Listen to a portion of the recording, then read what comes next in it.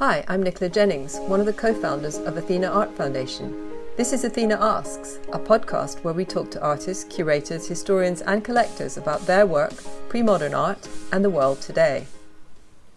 Today, I'm delighted to welcome Professor Sussan Babaie. Sussan is a professor in the arts of Iran and Islam at the Courtauld Institute of Art. Our other guest today is Ina Sarikhani Sandmann, who is the co-founder and director of the Sarikhani collection, a body of 1,000 extraordinary works of art from Iran. This is our first podcast, our first Athena podcast, and we're absolutely delighted to have these two speakers with us today. Sussan, as I said, is a professor in the arts of Iran and Islam at the Courtauld Institute in London. Before coming to London, Sussan taught at Smith College, the University of Michigan, the Institute for Kunstgeschichte at the Ludwig Maximilian University in Munich.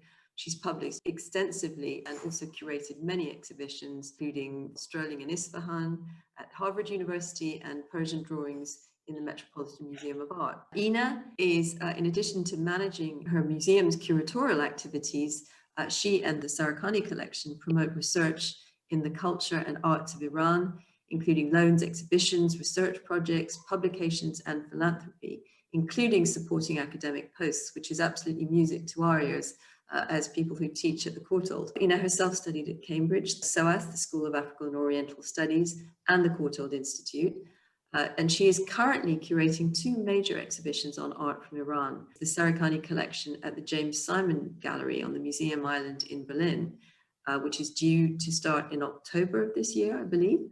And very excitingly for us in London, Epic Iran, which opened a few weeks ago in June 2021 at the V&A Museum, and includes some of the magnificent objects that we will be discussing today. So just to open up the discussion, I really wanted to ask both of you, why these two exhibitions on the art of Iran now? Well, shall I start? So, first of all, thank you for inviting us to talk about the exhibition. It's a really exciting moment for us. So why now? Well, I mean, it's such a great story to tell. We were first approached by the V&A about 7 years ago and asked if we wanted to have an exhibition of our own collection, so just our own standalone collection. But it was very clear to me then as now that there was a much bigger story that really should be told, which is about the longue durée of the art and culture of Iran.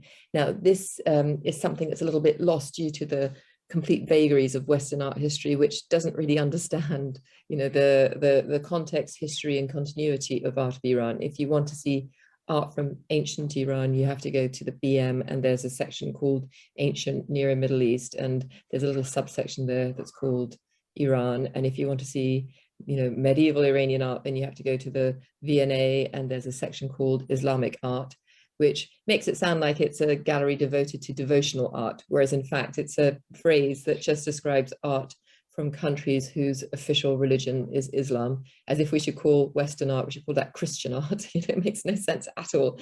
And if you want to see contemporary Iranian art, well, the Tate has some good collections or contemporary galleries, but what has been lost is the fact that Iran has an unbroken production of arts and culture at the very highest level for thousands of years, and that this is an art that keeps renewing and culture that keeps renewing and re-examining and exploring itself. It has a strong sense of identity. So Iran is probably the oldest name for a country anywhere in the world. The Persian language has been used for 3,500 years and has a very strong unifying element. So Persian of 1,000 years ago is entirely intelligible to an Iranian today. And what language brings, of course, is stories and myths and identity and renewal. There hasn't been an exhibition on the art of Iran for 90 years in England. So it seems to us really apposite that this should be happening now. And the second reason, of course, is that due to the international situation of Iran is a very misunderstood country. We see only the headlines, and it was a really important that we actually enable people to travel to Iran, metaphorically. Thank you, Ina. This was really eloquently put. This notion of an unbroken longue durée history of a place, which we also think of as Iran in the boundaries of today, but that these boundaries, in other words, in terms of nation state and art history of nation states, which is very much a European construct to begin with, misses on the fact that what you were referencing, which is unbroken production of the highest degrees, is in fact an area larger than what is the boundaries of Iran of today. And the exhibition makes this very eloquently visible in that you can see always the boundaries of Iran of today, but those political boundaries are the final sort of shrinkage as it happens over the course of centuries. But that it was expansive and goes from, in the ancient world, the Nile to the Indus, and really encompasses such a vast area. This incredible presence of the arts of Iran in these various moments in its 5,000-year history. It's really striking to think 5,000 years. And that, to me, is one of the interventions, critical interventions, that the exhibition is able to do at this moment. The exhibition provides us with a sense of another story or another version of our stories of the arts across time, deep history, the knowledge about when does it begin, in fact. And I wanted to actually think about how related they are to other parts of the world at the same time. In other words, not only a deep history, but also one that spreads around. The thing that to me is crucial to make point of is that this is not contained and unique to Iran. It's consequential. It's world art, in other words, and a world impact. And that art history nowadays, which is so keen on thinking about the global or the world, this makes a huge difference in thinking about where does this missing piece fit.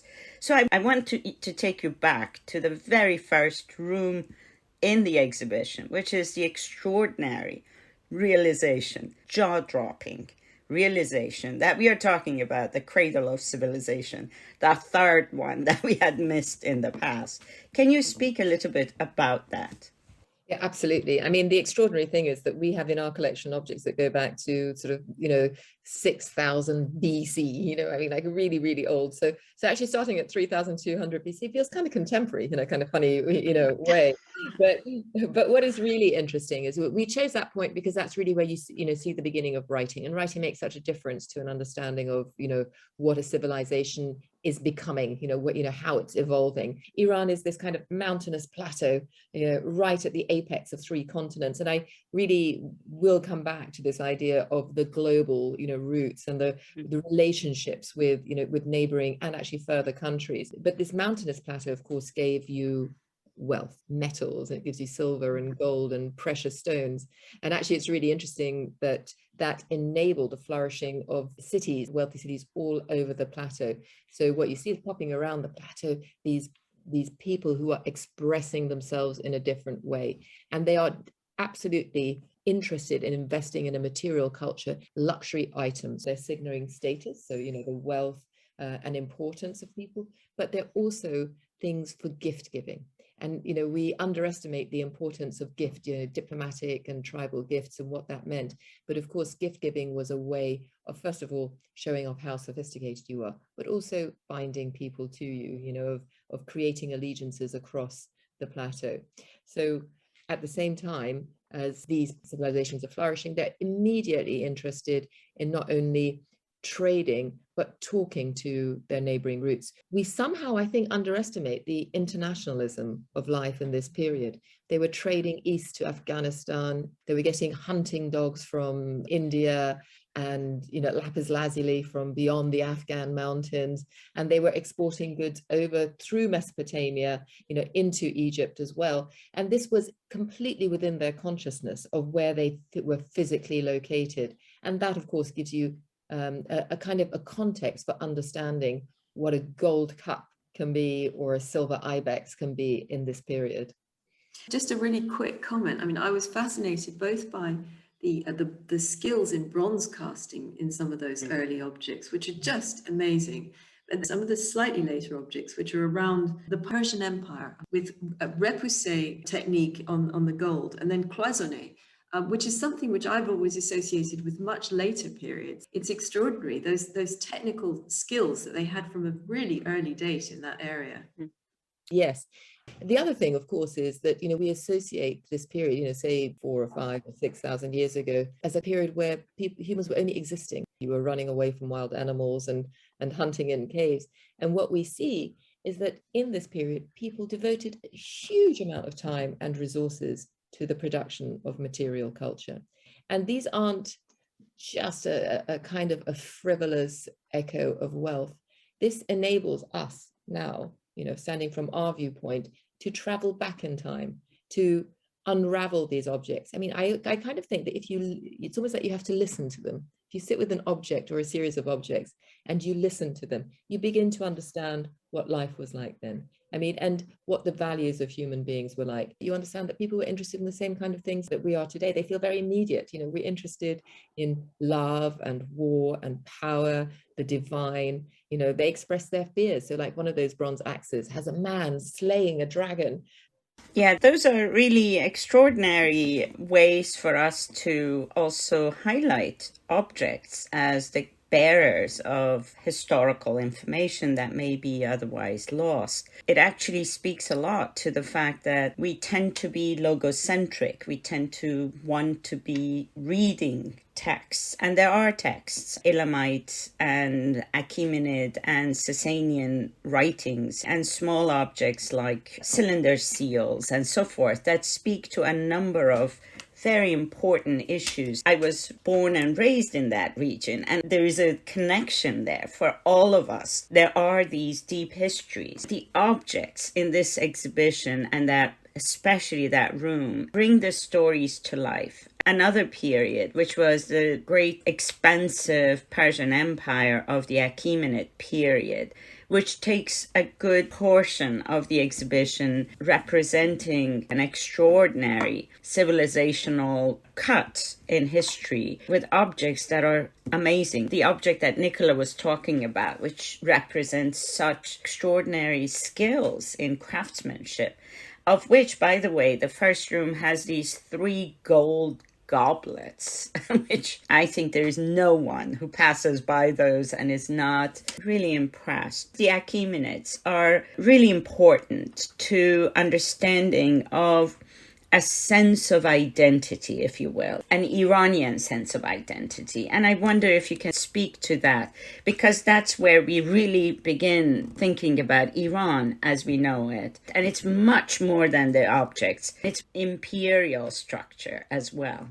It is the greatest empire of the ancient world, I mean, without any doubt. And Persepolis, which we try to use as a kind of a platform for anchoring a sense of that, it is the greatest, grandest, most ambitious archaeological site of the ancient world. It is breathtakingly sophisticated. So the Achaemenid Empire stretched, as you said, from North Africa right the way through to the Indus Valley. It formed a fantastically sophisticated form of rule. It practiced a rule of federation. It embraced ethnic and religious variety. So we have the Cyrus cylinder, who sits within the exhibition. We're really grateful to the BM for lending it, which said people may live where they want and all their gods shall be honored. I mean, how is that a great epithet of humanity that would still be so relevant today? And this idea that what actually successful empire wants to do, in essence, is to keep the peace and collect taxes.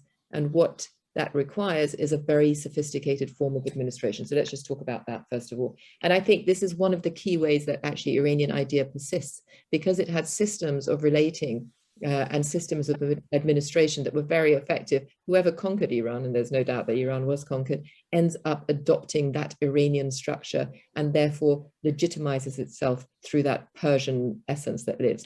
The other thing about the Achaemenid Empire was it embraced multi-ethnicity. And this is true today. So Iranian identity isn't an ethnic identity at all. And if you look at the friezes along Persepolis, you will see how, to what extent they've gone to allow the peoples and their variety of dress and the way that they wore and the way that they look to be depicted. You see the Scyths and the Mesopotamians and the Assyrians and the Jews coming up to Persepolis to meet. So Persepolis itself is viewed as a meeting ground, a place where people come to honor their king, but who are in turn respected for their own values and tastes and identity.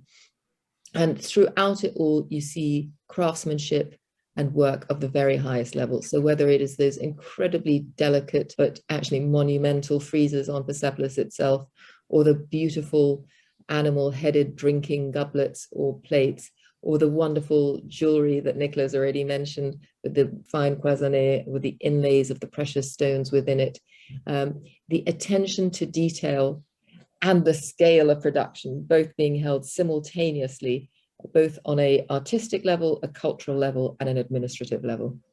And I wanted to also think about the significance of the Sassanians, the Parthian and Sassanian period that lasts through the 6th century and comes to an end with the arrival of Islam and adoption of Islam in the Iranian world, as in a vast region running all the way to North Africa and Spain and Portugal, the Iberian Peninsula, and on the other side, all the way to Central Asia and eventually Western China, and of course, South Asia. That Sassanian moment, it's a long moment, in fact, is really crucially important to our understanding of Islamic arts, and also for Roman and Byzantine. And that's another aspect that specialists know about this, but the public doesn't.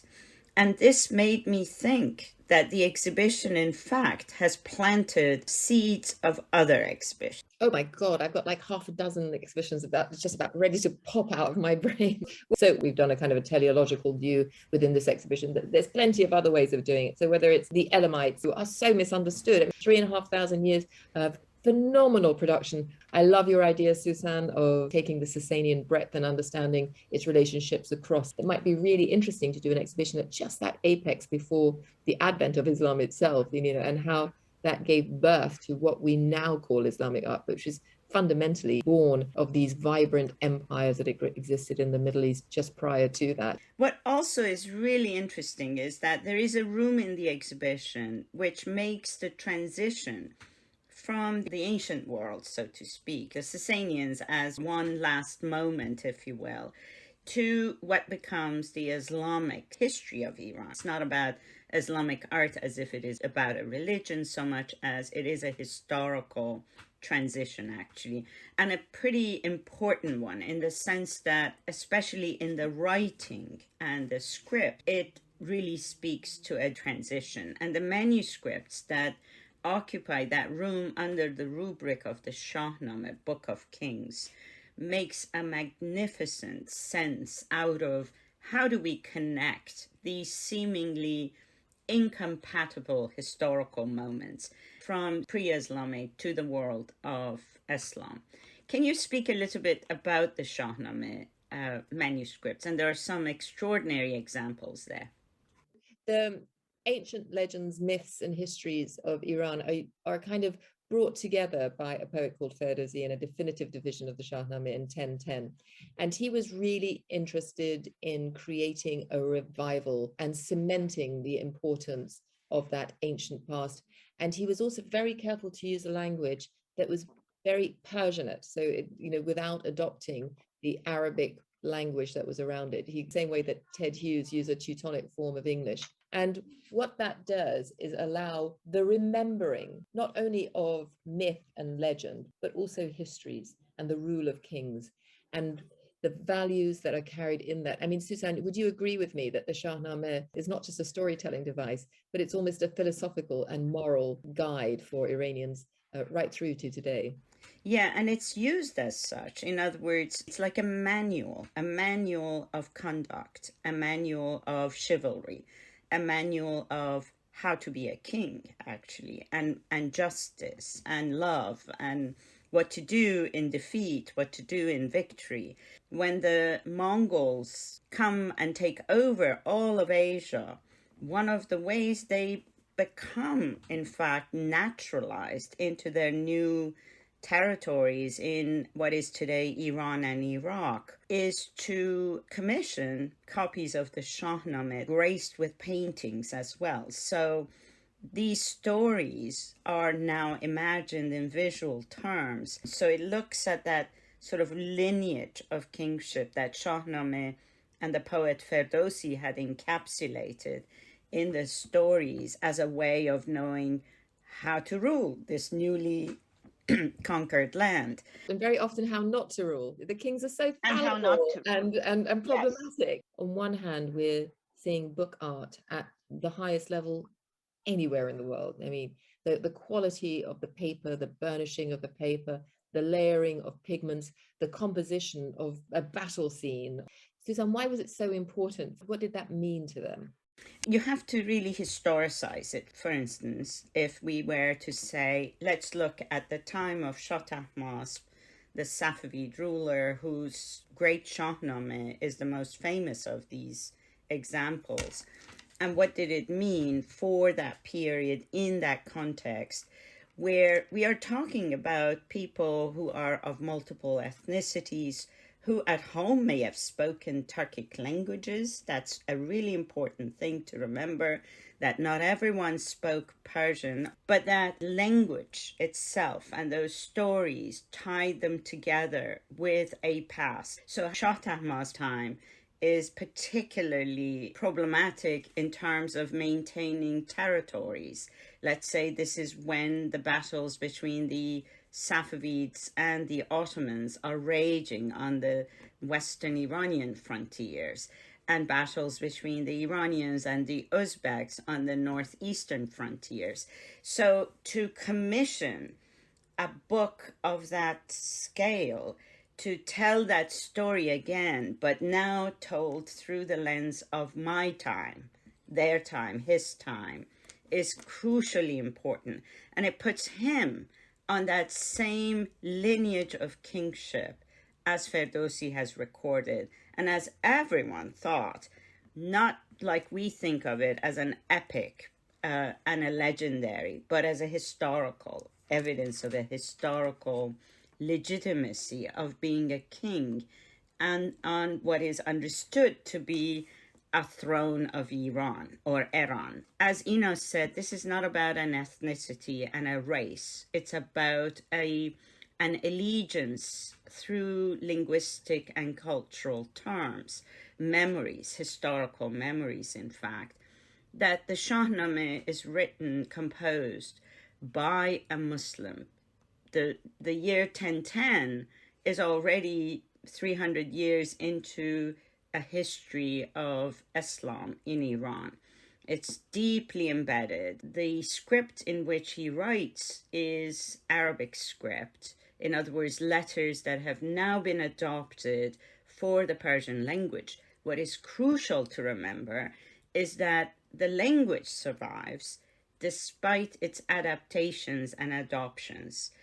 That's not true in very many other parts where Arabic dominates, in fact. Persian remains alive. That is crucial. It is so powerful that today we look back at the Shahnameh and still understand it, and still, feel for all those heroes and the defeated personages. When Rustam dies, we cry for the demise of Rustam, the hero of the Shahnameh. Ferdowsi is reviving a language and a culture and a memory, but he's also a Muslim.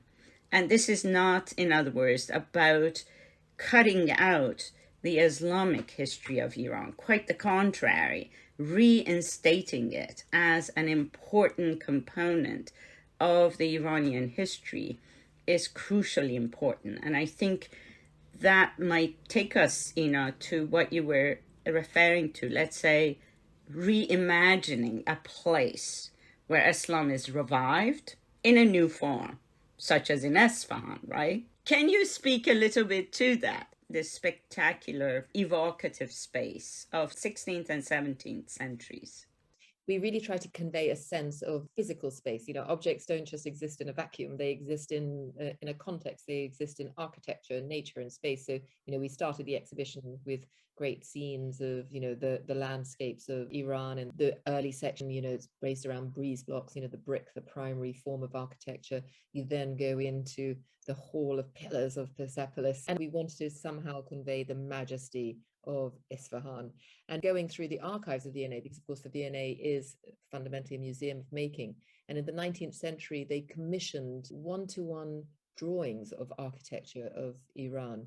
And they went to Iran and they built scaffolds in mosques and took what I call pizza slices of domes. So they rolled great big bolts of fabric up through the dome and did one-to-one drawings of those domes, and then rolled them up and sent them back to England. And we have some of those uncurled and up into that space, a 7-meter high space. It's the largest scale exhibition the V&A have ever done. And then we've used AV to try and show how those pizza slices then fold out to create an entire dome of wonder, so you can get a sense of what it would be like to be standing under those spaces. And then also by showing of paintings and carpets and tiles and fantastic great big porcelains and small paintings and doors, that you get a evocation of the colors, sights, smells and materials that would have existed in the 17th century in Isfahan.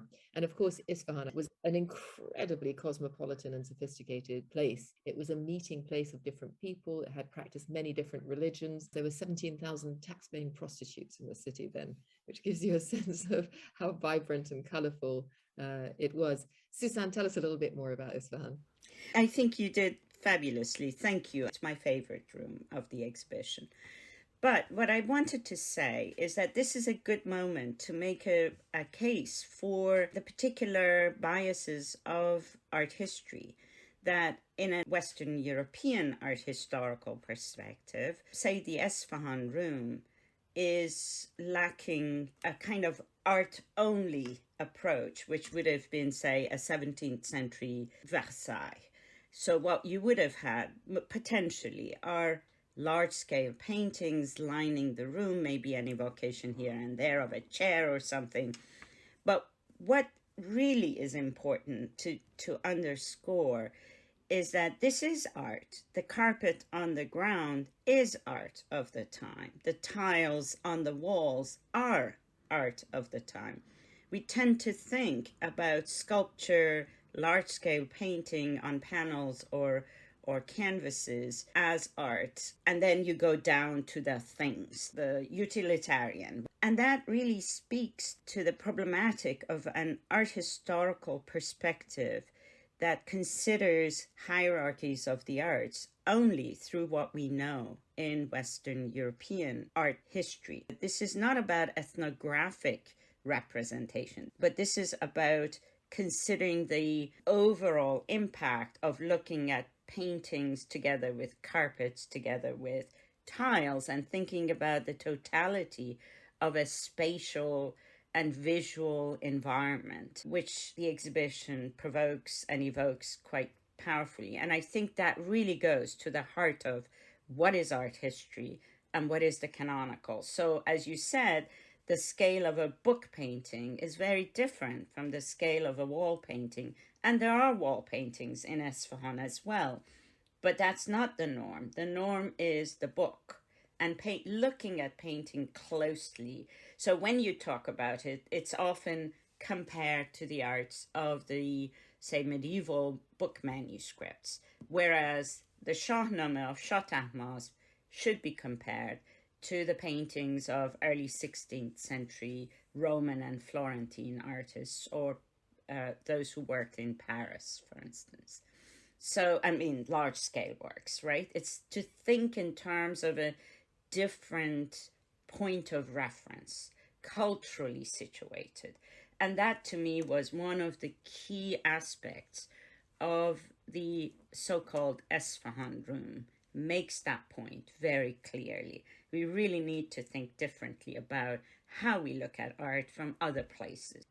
Yes, to elaborate one of the points that you talked about, this idea of what the experience of art is. Art in the Iranian context is often small and sensual. It's something intimate and individual. So it's by turning a cup in your hand or opening a book and letting the light fall on those golds and pigments and changing it, or, by sitting, in a tiled, cool room, that you have a personal moment, that art is to reveal something to you, either about yourself or your spirit or the divine, but it's intimate and small. It's not a power to be imposed on you. It's a revelation from within, and it's very sensual and very intimate.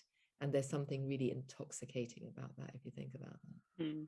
I think that's a lovely place to end, because it's just such an inspirational statement about what art can do for us all, and really what we want to convey with our hub, the digital hub, getting people to look at more art and enjoy it and then go and see it in museums, in palaces, wherever it is around the world. So I want to thank you both so much for this really, really wonderful conversation. We're looking forward to the next exhibition, Ina. I'll be there, don't worry. Thank you, Nicola. And thank you, Ina. Really wonderful.